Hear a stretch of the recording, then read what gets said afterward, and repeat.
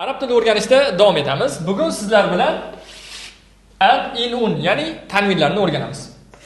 Ko'rib turganingiz, o'tgan darslarimizda a, i, u harakatlari, ya'ni bir chiziq ustida bo'lsa a edi, bir chiziq tagida bo'lsa i va bir chiziq vergul bo'ladigan bo'lsa, unda u bo'ldi. Ana endi sizlar qisqartma. Arablar yaxshi ko'radigan qislar, ya'ni so'zlarni qisqartirib talaffuz qilishlik. A harakatiga bir chiziq qo'ysangiz, ya'ni qo'shimcha tarzda double chiziq, ya'ni an tarzda o'qiysiz. Ko'rdingizmi? Bu i edi. Bir chiziq qo'ysak nima bo'ladi? To'ppa-to'g'ri in bo'ladi. An, in.